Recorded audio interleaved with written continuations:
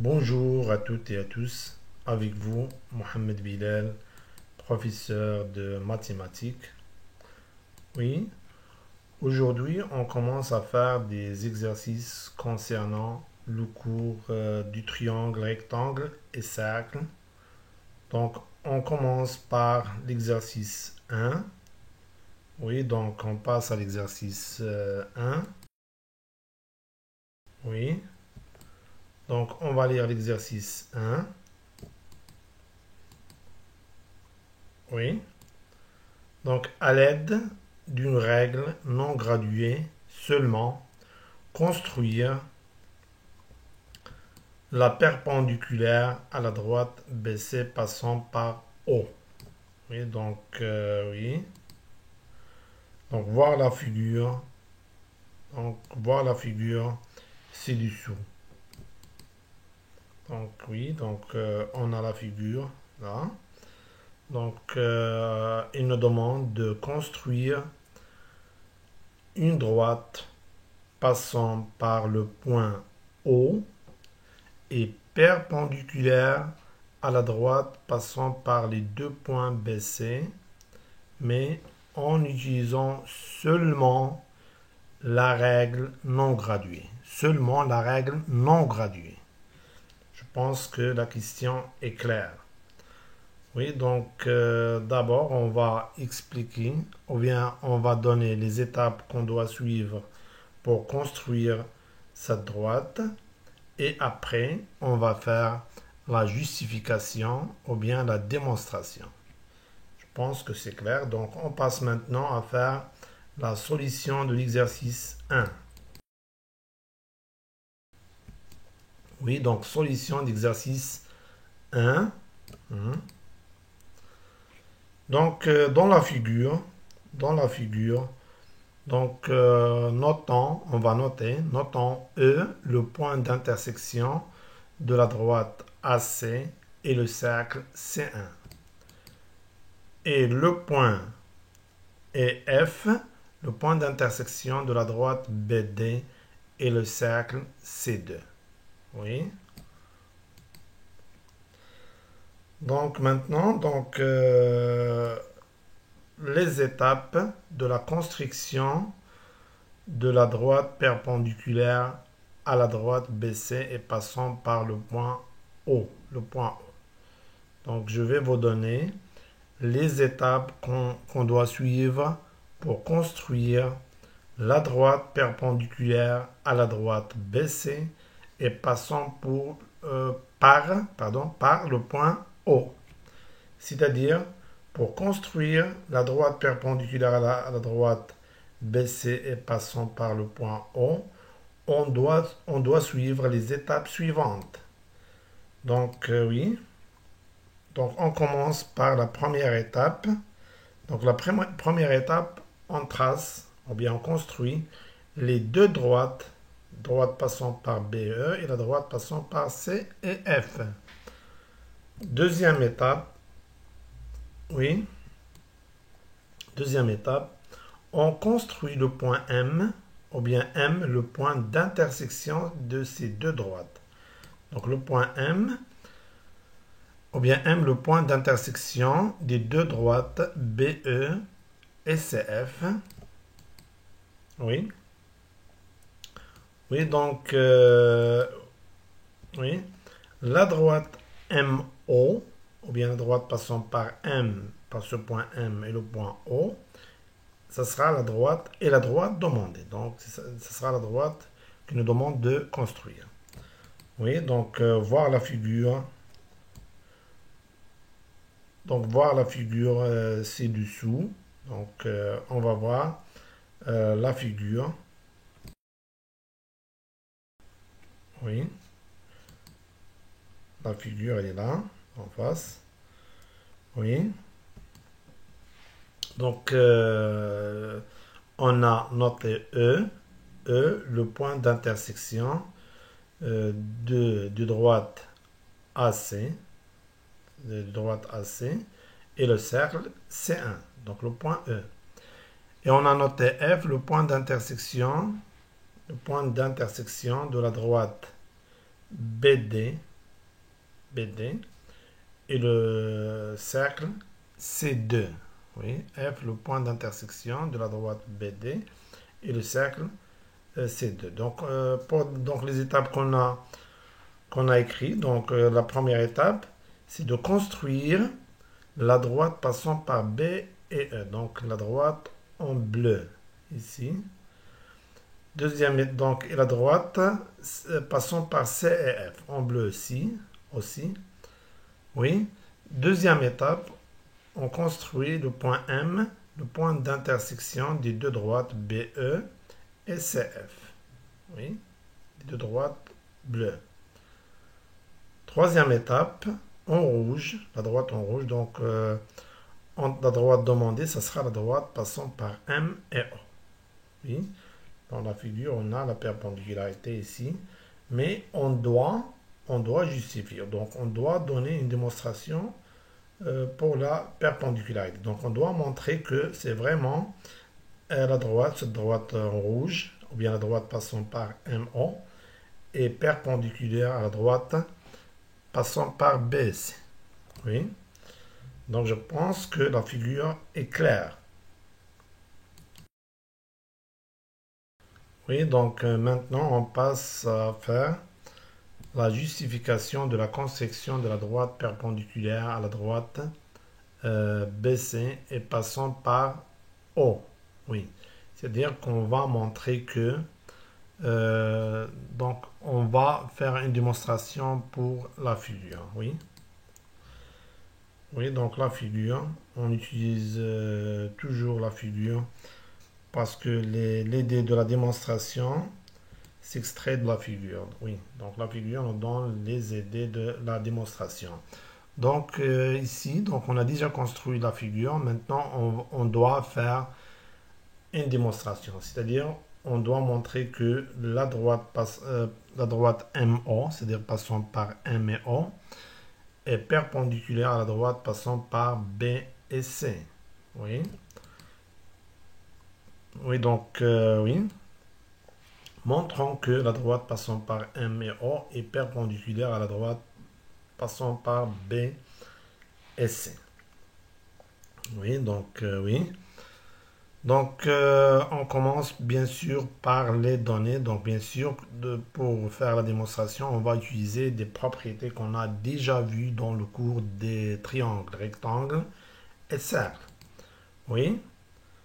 Donc, d'après les données, puisque C1 est le cercle circonscrit au triangle ABE, C1 est le cercle circonscrit au triangle ABE, et quoi encore? Et AB est un diamètre du cercle C1. Donc, AB est un diamètre du cercle C1. Donc, oui. Alors, d'après la propriété qu'on a vue dans le cours, on peut déduire que ABE est un triangle rectangle en E. Donc, ABE est un triangle rectangle en E. Oui. Et par suite,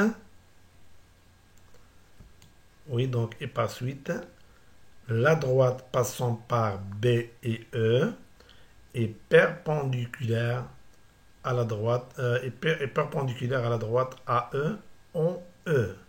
Oui. Donc la droite passant par B et E est perpendiculaire à la droite passant par A et E en E.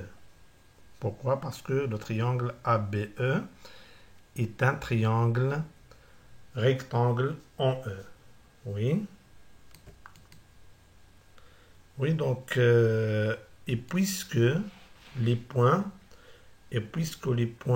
A, E, O, C sont alignés, donc la droite passant par A et E est la même que la droite passant par C et O. C'est-à-dire que la droite passant par A et E et la droite passant par C et O sont confondues. Oui. Alors,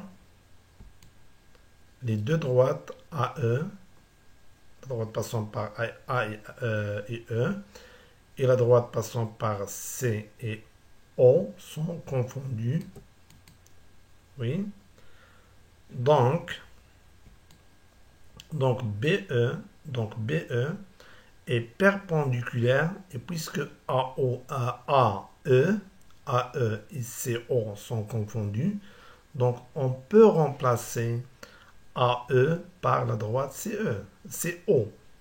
Donc on aura BE est perpendiculaire à CO, OE. Donc BE est perpendiculaire à la droite passant par CO. Oui, CO, OE.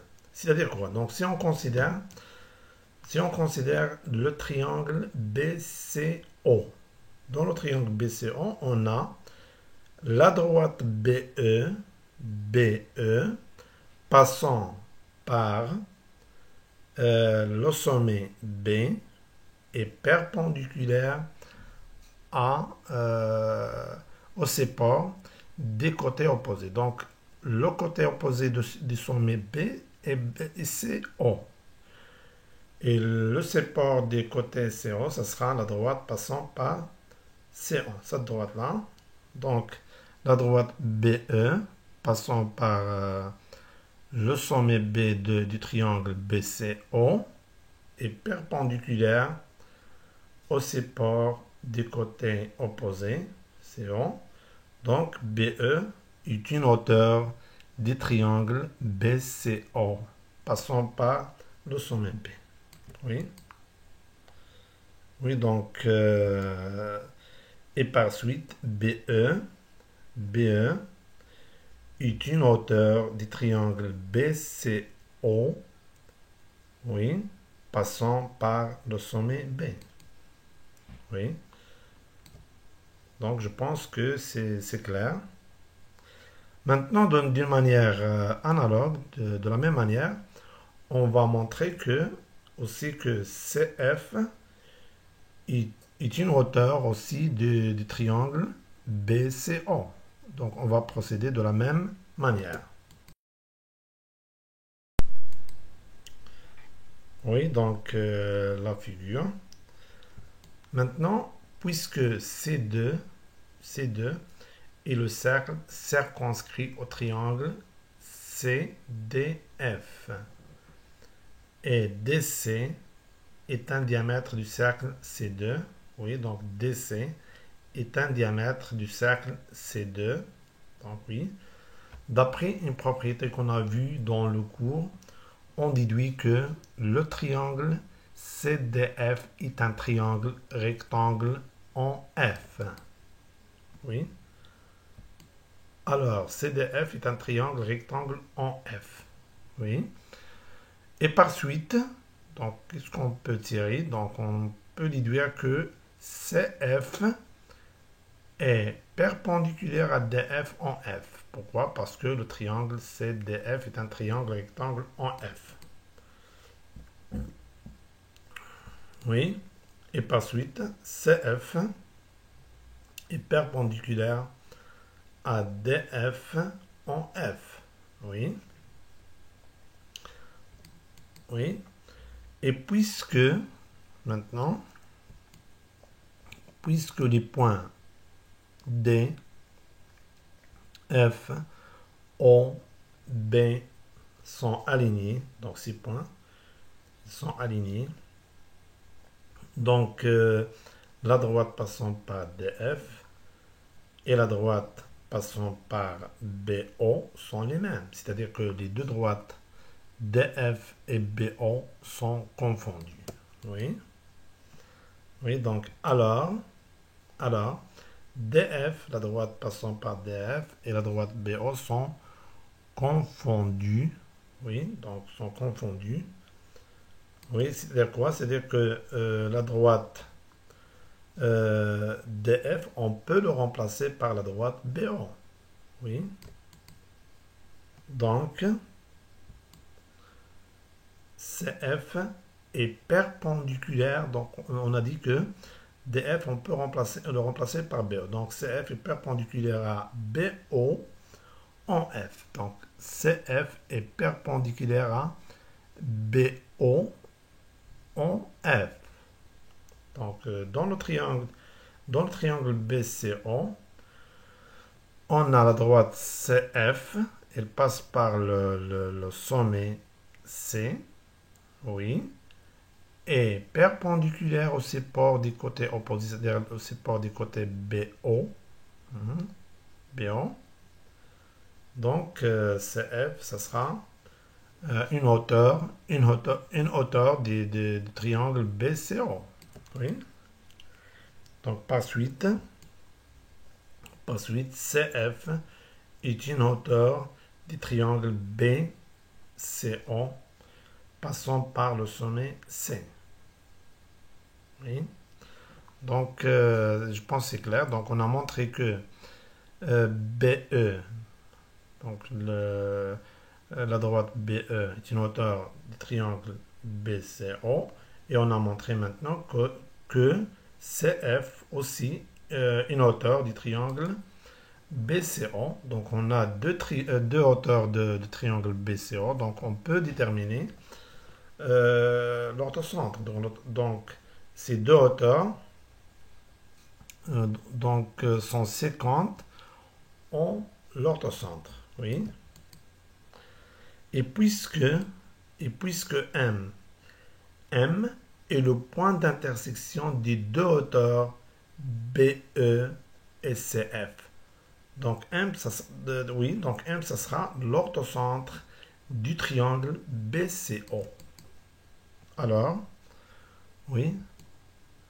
Alors M est l'orthocentre du triangle BCO. Oui. Donc, alors M est l'orthocentre. Donc, oui, donc on peut construire maintenant la troisième hauteur en utilisant seulement la règle. Donc, ça sera la droite passant par l'orthocentre et le sommet O. Donc, il nous reste seulement le sommet O.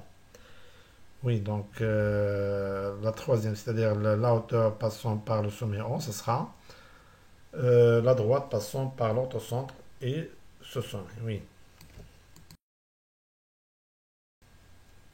Oui, donc MO est la troisième hauteur du triangle BCO passant par le sommet O.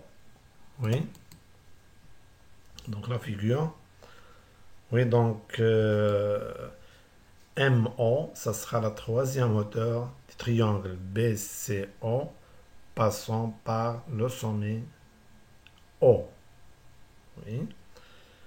Et puisque MO est une hauteur du triangle BCO, oui, passant par le sommet O, donc cette hauteur est perpendiculaire au support des côtés opposés. Or, le côté opposé du sommet O est BC.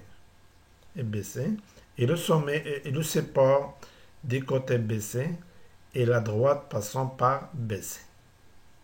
Oui, donc bien sûr la hauteur MO est perpendiculaire, oui, au support des côtés opposés, c'est-à-dire du sommet O, c'est-à-dire est perpendiculaire à BC. Oui, parce que d'après la définition de